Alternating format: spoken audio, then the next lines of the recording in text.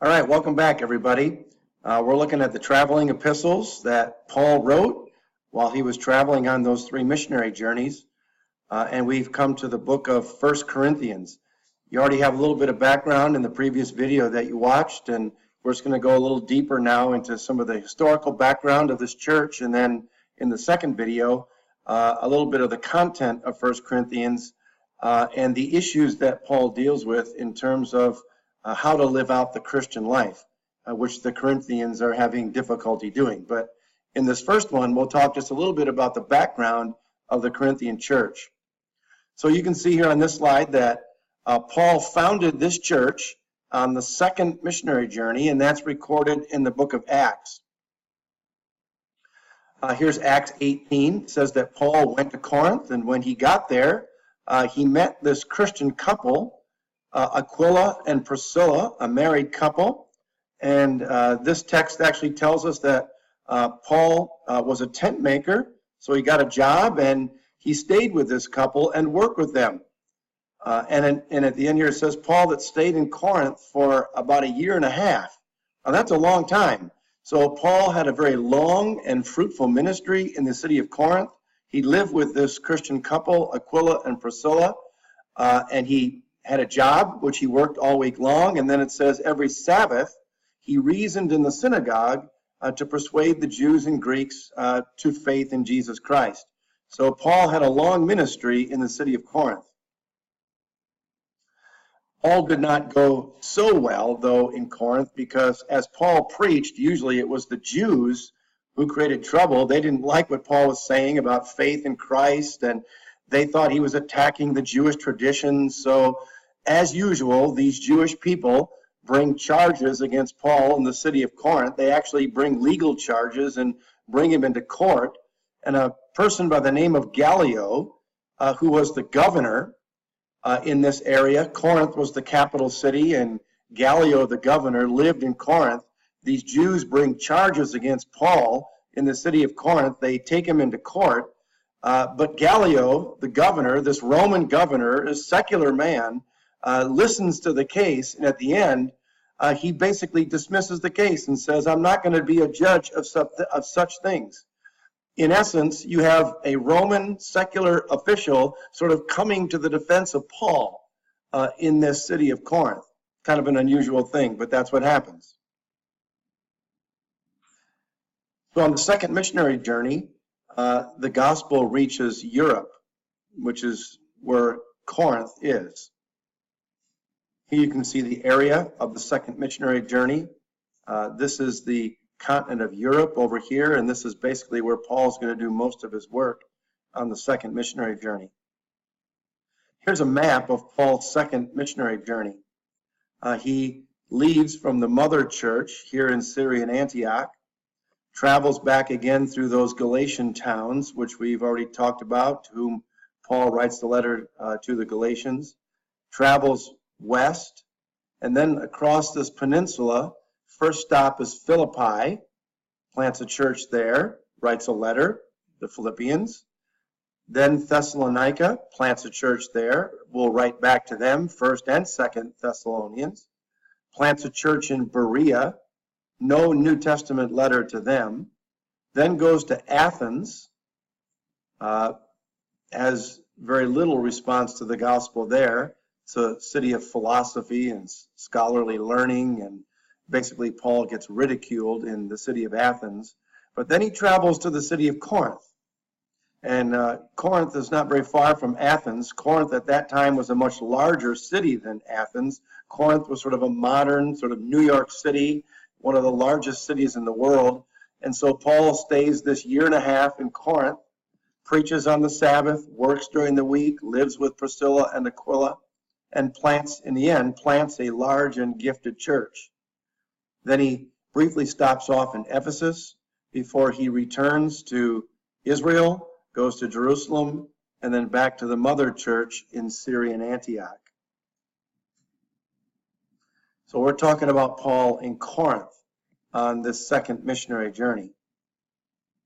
One other thing just to note is that in Paul's travels, he had kind of a strategy as to where he would go. And you can see some of these major cities. Ephesus is the capital city of the area of Asia. Thessalonica, the capital of Macedonia, which is northern Greece today. And Corinth, the capital of Achaia, which is southern Greece today. You can see that Paul will go to each one of these cities. So he's going to the largest cities, the capital cities, the places of influence and power where there are many people, and he wants to bring the gospel to those places. If you just think about it today, where would Paul go today? What would his strategy be? What should our strategy be, I guess, as the church? I think going to the major power centers of the world, New York, Chicago, London, Tokyo. These are probably the places that Paul would target today, as he did in that day. So Paul wasn't the only one who ministered in Corinth. You can see here a fellow by the name of Apollos, a very gifted speaker, very charismatic personality, very wise, and a Christian, of course, ministered in Corinth and became very popular with the people in Corinth.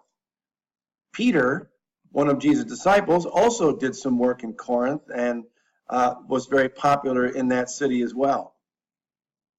Here you can see a text in 1 Corinthians. In fact, these different pastors ministering in Corinth, on the one hand, was a good thing because these were well-known, gifted speakers, but on the other hand, the people in Corinth kind of gravitated to one or the other and kind of played pastor favoritism with these people. So you can see in 1 Corinthians, it says, one of you says, I follow Paul, another, I follow Apollos, another, I follow Cephas, that's the Jewish name for Peter, and then the real spiritual people, still another, I follow Christ. So you can see these people there, it was good on the one hand, but it created divisions in the church on the other.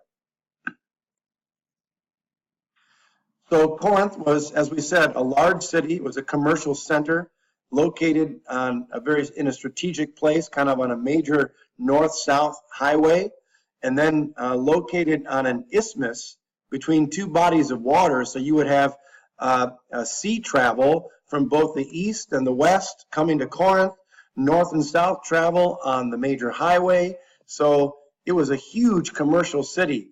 We would say somewhat like New York City today, just a major marketplace, kind of crossroads city in the ancient world. It was the third largest city in the ancient world at that time, only behind Rome, which was the capital of the Roman Empire, and the city of Ephesus, which you saw on the map earlier. One of the things about Corinth was that it was the home for the temple of Aphrodite. Aphrodite was the Greek goddess of love, and there was a huge temple built in Corinth in that day around the worship of Aphrodite, and you can imagine some of the practices, some of the immoral things that were involved in the worship of Aphrodite. The temple of Aphrodite employed 1,000 female prostitutes involved in the worship of that goddess, and then the temple was located on the mountain, and the city of Corinth itself was sort of down in the valley. And they say that at night, in the evening, these 1,000 prostitutes would come down into the city of Corinth and ply their wares as they do in that place. So the city of Corinth got a reputation for being very immoral. In fact, there was a phrase that people used: to act like a Corinthian meant to be very loose and immoral, and particularly sexually immoral. And this is the place where Paul goes to plant a church of Jesus Christ. But he did. Planted a very large and gifted church in this city. Most of the converts, of course, were Gentile, coming out of a secular, pagan, immoral, sexualized culture, and they were new converts to Christianity, and these Gentile converts had a very difficult time understanding exactly how to live out the Christian life. I mean, which things can we continue to do? And which things do we have to stop and refrain from doing? And they just didn't know how to live the Christian life. And that's one of the reasons that Paul writes this letter, to explain, how to do this, what things to do, what things not to do, and so on. Here you can see the remains of the temple of Aphrodite in Corinth. That's all that's left of it.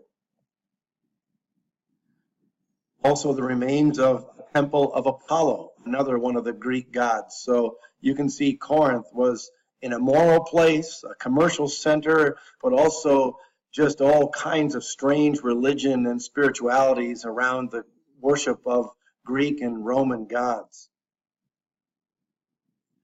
There's just a diagram of the city of Corinth with its theater, its temples to Greek gods, the marketplace. Here you can see the strategic location of Corinth on this isthmus. An isthmus is a narrow strip of land between two bodies of water, so a major north-south highway, and then of course the sea travel east and west, and made Corinth a very large and popular commercial center and city of that day. Here's sort of a black and white drawing of Corinth, 3.5 miles across that isthmus, and the city of Corinth was located right over here. Here you see a photograph today of the isthmus, that 3.5 mile narrow strip of land, and the city of Corinth would have been located right about in this area right here. In fact, there you see it. This is the Acrocorinth, is the mountain where the temples are. The Temple of Aphrodite and the city of Corinth was down here in the valley nearer to the water. Now you're looking back at the isthmus is right over here, and some of the excavations going on in Corinth located right there at the base of that mountain. There's a better picture of the isthmus and the city of Corinth. There you see right here are some of the excavations that are going on in ancient Corinth. Very beautiful place surrounded by mountains, and you can see why people wanted to live there. There's another picture of the excavations with modern Corinth around the outskirts. Obviously, this is the modern city of Corinth. One of the interesting discoveries in the city of Corinth was the so-called Erastus inscription.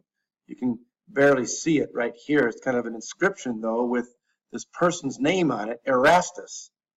And here you see it a little bit better, and it says Erastus, who was the director of public works in the city of Corinth, a very prominent job, sort of the chief financial officer in Corinth, if you will. And there's an inscription with his name on it. Interesting. Here's a verse from the book of Romans, Romans chapter 16. Paul probably wrote Romans while he was in the city of Corinth. And here he mentions Erastus, who is the city's director of public works, sends greetings to people in Rome. And I just think it's interesting corroboration of biblical history that you have this inscription with Erastus's name on it, and then Paul writes about this same person who was obviously a prominent convert to Christianity in Corinth. So you can see that Paul had a very fruitful ministry in Corinth, including the conversion of Erastus, the chief financial officer.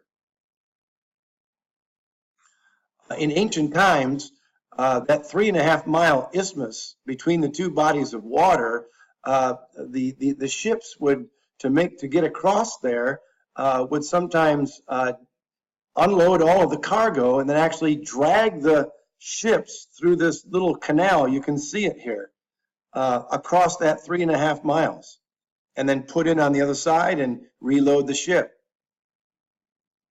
There you see it now. This is the canal. This is the land canal that they drag the ships. Now, in modern days, there's an actual water canal that connects them two bodies of water, that 3.5 miles.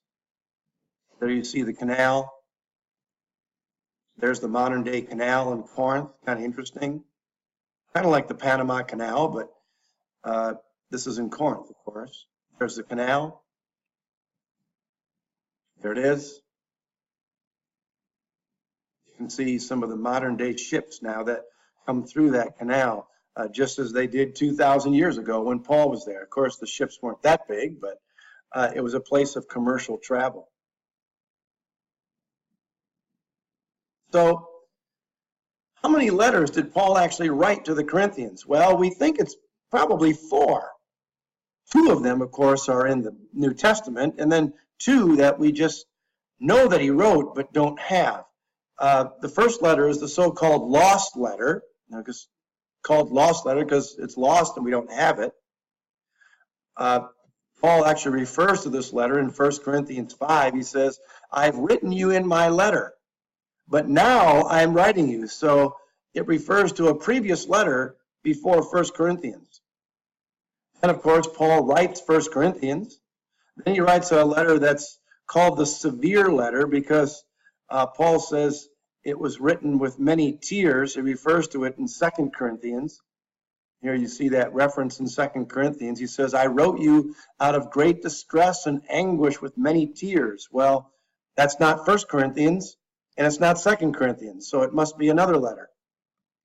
And then, of course, Paul writes 2 Corinthians. So Paul had quite a correspondence with these Christians in the city of Corinth in this church. He wrote them 4 letters, 2 of which are in the New Testament. So Paul had a very personal and intimate relationship with these people in the city of Corinth. So why did Paul write them? Well, number 1, to correct misunderstandings about his previous lost letter.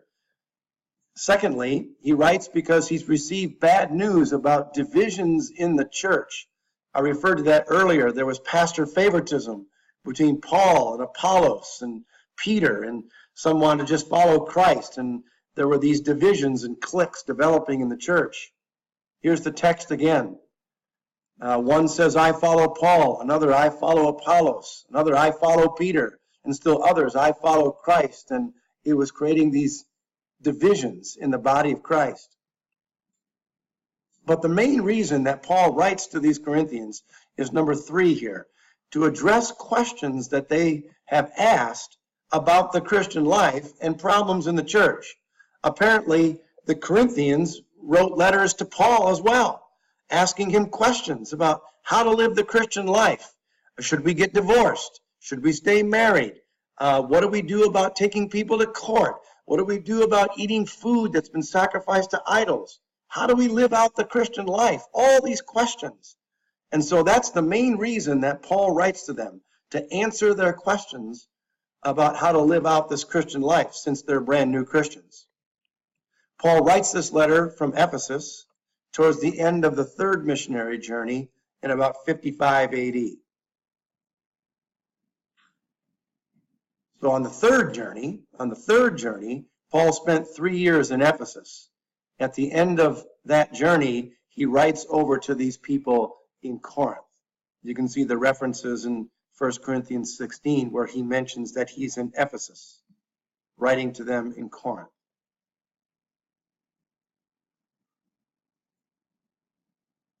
All right, that takes care of the historical background to the city of Corinth. In the next video, we'll talk about the content in 1 Corinthians, about how Paul answers these questions about how to live out the Christian life and how to resolve some of the problems that these new Christians are having. So we'll do that in the next video.